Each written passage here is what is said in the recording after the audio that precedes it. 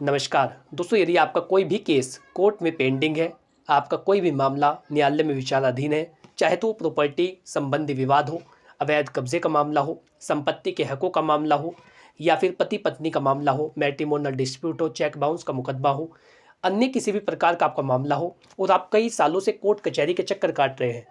आप हमेशा हर तारीख पर आप ये सोच करके जाते हैं कि आज आपको न्याय मिलेगा, आज आपको न्याय मिलेगा, लेकिन जब आप वहाँ पर जाते हैं तो सिर्फ वही काम होता है। केवल आपको तारीख मिलती है, केवल तारीख देकर के आपको भगा दिया जाता है। तो आप क्या कर सकते हैं? इस वीडियो में आज आपको बताने वाला हूँ 101% प्रमाणिक तथ्य जो आपके केस को बहुत ही जल्द खत्म कर सकते हैं, बहुत ही जल्द आप केस को जीत सकते हैं और बहुत ही जल्द अपने केस का समाधान करा सकते हैं। इस वीडियो में दी जाने वाली जानकारी आपकी ज़िंदगी को पूरी तरीके से बदल सकती है यदि आप इस वीडियो को अंत तक देखना पसंद करते हैं।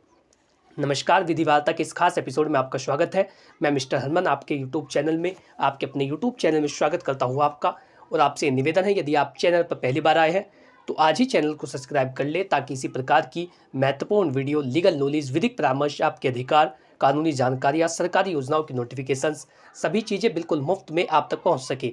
यदि आप चाहते हैं अपने मामले पर व्यक्तिगत रूप से कोई सलाह लेना, कोई जनरल गाइडेंस लेना, बिल्कुल मुफ्त में, बिल्कुल निःशुल्क आप उससे बात करना चाहते हैं, तो स्क्रीन पर दिए गए नंबर पर व्हाट्सअप करें अपनी कानूनी समस्या का। बहुत ही जल्द आपको उसका उत्तर दिया जाएगा। केवल व्हाट्सअप करें अपनी कानूनी समस्या का, जो भी आप पूछना चाहते हैं। चलिए शुरू करते हैं कि आप अपने किसी भी केस को किस प्रकार से जल्द उसका निपटारा करा सकते हैं और कोर्ट कचहरी के जाल से निकल सकते हैं। बहुत ही जल्द आप अपने केस से मुक्ति पा सकते हैं। दोस्तों, सबसे पहला तरीका है तारीख से बचने के लिए केस मैनेजमेंट का सहारा ले। देखिए, जो बीएनएसएस भारतीय नागरिक सुरक्षा संहिता 1 जुलाई 2024 से पूरे भारत में जो कानून लागू हुआ, जिसे कहते हैं बीएनएसएस भारतीय नागरिक सुरक्षा संहिता, उसके तहत कोर्ट को ये आदेश दिया गया है कि वो बेवजह की तारीख को ना दे, या बिना मतलब की वो तारीखें को ना दे, बिना मतलब की तारीखों को ना लगाया जाए। तो यदि आपको लग रहा है कि न्यायालय के द्वारा केवल तारीख दी जा रही है, या फिर आपको लग रहा है कि न्यायालय के द्वारा या फिर दूसरे पक्ष के द्वारा, जो विपक्षी पार्टी है उसके द्वारा बेवजह या बिना मतलब के आपके मामले को डिले किया जा रहा है, तो ऐसे में आप फास्ट हियरिंग के लिए एप्लीकेशन दे सकते हैं। एक्सपीडिटिंग हियरिंग के लिए, जल्द सुनवाई के लिए आप अर्जी दाखिल कर सकते हैं।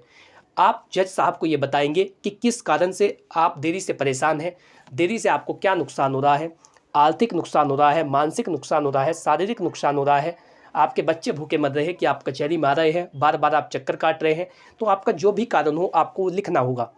आप ये लिख कर के बताएंगे कि किस कारण से इस केस में जो देरी हो रही है आपको उससे नुकसान हो रहा है, और उसके लिए आप जल्द सुनवाई के लिए अर्जी दाखिल करेंगे। आप जज साहब से ये प्रार्थना करेंगे, आप कोर्ट से ये निवेदन करेंगे कि जल्द से जल्द आपके मामले को निपटाया जाए, क्योंकि दूसरी पार्टी के कारण मामले को डिले किया जा रहा है। या तो वो गवाह हाजिर नहीं हो रहा है, या फिर वो अपने पक्ष से दलीलें प्रस्तुत नहीं कर रहे हैं, किसी भी कारण से बार बार इस मामले को डिले किया जा रहा है। और आप जज साहब को ये बताएंगे कि आपको नुकसान हो रहा है, चाहे तो वो आर्थिक नुकसान हो, शारीरिक नुकसान हो, मानसिक नुकसान हो, किसी भी तरीके का नुकसान यदि आपको हो रहा है तो उसका जिक्र आपको करना होगा।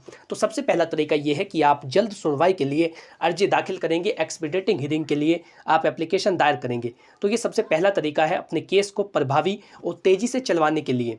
दोस्तों, इसका दूसरा तरीका है फास्ट ट्रैक कोर्ट में भेजने की अपील करना। देखिए, फास्ट ट्रैक कोर्ट इसीलिए बनाए गए हैं कि जल्द से जल्द मामले का निपटारा किया जा सके। यदि कोई मामला सालों से कोर्ट में पेंडिंग है तो उसको निपटाने के लिए, दोनों पार्टी के समय और पैसे को बचाने के लिए जल्द से जल्द फास्ट ट्रैक कोर्ट में उस केस का फैसला सुनाया जाए। सालों तक आपका केस ना लटका रहे, इसके लिए आप फास्ट ट्रैक कोर्ट में उसको ट्रांसफ़र करा सकते हैं। जल्दी फैसला सुनाने के लिए ये कोर्ट बनाए गए हैं, ताकि किसी भी व्यक्ति को ज़्यादा दिनों तक न्याय पाने से वंचित ना रखा जाए और वो व्यक्ति ज़्यादा दिनों तक कोर्ट कचहरी में ना भटके, जल्द से जल्द उसके मामले का निपटारा किया जाए। इसीलिए फास्ट ट्रैक कोर्ट की स्थापना की गई है। जल्द मामला निपटाने के लिए उसमें प्रयास किए जाएंगे। दोनों पक्ष की तरफ से जल्द सबूत और साक्ष्य प्रस्तुत किए जाएंगे। दोनों पार्टियों की बातों को सुना जाएगा, दोनों पक्षों की बातों को सुना जाएगा, गवाहों को सुना जाएगा। जितना जल्दी हो सकेगा आपके मामले में कार्रवाई की जाती है और फिर बहुत ही जल्द उसका फैसला सुना दिया जाता है। अब आप जानिए कि किस तरीके के मामले को फास्ट ट्रैक कोर्ट में ट्रांसफ़र कराया जा सकता है। सबसे पहला, महिला उत्पीड़न। यदि महिला उत्पीड़न से संबंधित कोई मामला हो, किसी महिला को प्रताड़ित किया गया हो और वो महिला कई सालों से कोर्ट कचहरी के चक्कर काट रही है, एक तो उसे परेशान किया गया, उसके साथ मारपीट की जा रही है, गाली गलौज की जा रही है, उल्टा जब वो न्यायालय में आई तो फिर उसी के साथ इस तरीके का बर्ताव किया जा रहा है कि उसे कई सालों तक कोर्ट में भटकना पड़ेगा। तो ऐसी महिला परेशान होकर के फास्ट ट्रैक कोर्ट में अपने केस को भिजवाने के लिए न्यायालय से अपील कर सकती है, गुहार कर सकती है, प्रार्थना कर सकती है। यदि ऐसे मामले में किसी महिला को जिसको उत्पीड़न किया गया, जिसके साथ उत्पीड़न किया गया, उसको प्रताड़ित किया गया, तो वो महिला अपने केस को फास्ट ट्रैक कोर्ट में ट्रांसफ़र करा सकती है। दोस्तों दूसरा है धोखाधड़ी या वित्तीय जो संबंधी केस है, धोखाधड़ी से संबंधित है, वित्तीय लाभ या वित्तीय नुकसान से संबंधित केस है। ऐसे केस को भी जल्द से जल्द फास्ट ट्रैक कोर्ट में भिजवाने के लिए अपील करनी चाहिए। तीसरा हो सकता है मोटर दुर्घटना का जो मुआवजा होता है, उसको लेने के लिए भी फास्ट ट्रैक कोर्ट में जल्द से जल्द उस व्यक्ति को जाना चाहिए। इस तरीके के केस को भी फास्ट ट्रैक कोर्ट में जल्द से जल्द और आसानी से ट्रांसफ़र कराया जा सकता है। जितना जल्दी आप अपने केस को फास्ट ट्रैक कोर्ट में ट्रांसफ़र कराएंगे, उतनी ही जल्दी आपके मामले में फैसला आने के चांस बढ़ जाएंगे। तो यदि आपका महिला उत्पीड़न संबंधी केस है, या फिर वित्तीय लाभ या नुकसान से संबंधित केस है, या फिर मोटर दुर्घटना का जो मुआवजा होता है उससे संबंधित केस है, या जो अन्य गंभीर प्रकृति का मामला है, ऐसे मामले को आप एक कोर्ट से दूसरे में ट्रांसफ़र करा सकते हैं, जो कि फास्ट ट्रैक कोर्ट होगा, और उसमें जल्द से जल्द कानूनी कार्रवाई की जाएगी।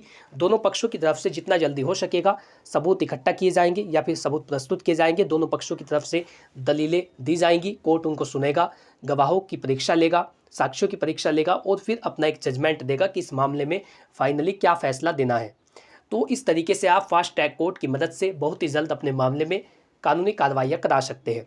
दोस्तों तीसरा तरीका है, यदि झूठा या बिना मतलब के कोई केस फाइल किया गया है आपके अगेंस्ट में, तो आप उसे खारिज करा सकते हैं।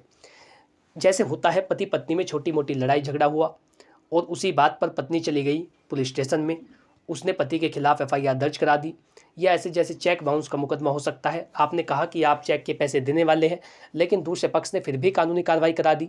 तो जो इस प्रकार के मामले में जो झूठे दर्ज कराए गए हैं या जिनको दर्ज कराने का कोई औचित्य नहीं था, ऐसे मामले में आप सीधे हाई कोर्ट में जा सकते हैं। हाई कोर्ट में जब आप जाएंगे तो आप उस एफआईआर को खारिज कराने के लिए साक्ष्य लेकर के जाएंगे। आप ऐसे प्रमाण देंगे जिससे वो एफआईआर खारिज होगी, तुरंत उसको खारिज किया जा सकता है, और इतना उसका केस हाई कोर्ट में चलेगा, ना तो पुलिस वाला आपको गिरफ्तार कर सकता है, ना ही अधीनस्थ न्यायालय के द्वारा कोई आदेश दिया जा सकता है। तो यदि आप उस एफआईआर को खारिज कराने के लिए जाते हैं, या उसके आप इच्छुक है कि उस एफआईआर को खारिज कराई जाए, तो आप हाई कोर्ट में जा सकते हैं एफआईआर क्वेश्चन के लिए, एफआईआर को खारिज कराने के लिए।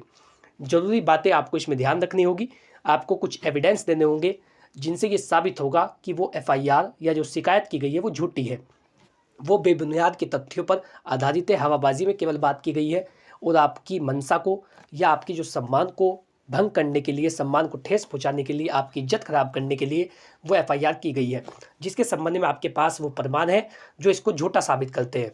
इसलिए आप कोर्ट से ये प्रार्थना कर रहे हैं कि उस एफआईआर को खारिज किया जाए। इस तरीके से भी आप अपने केस को जल्द से जल्द खत्म करा सकते हैं।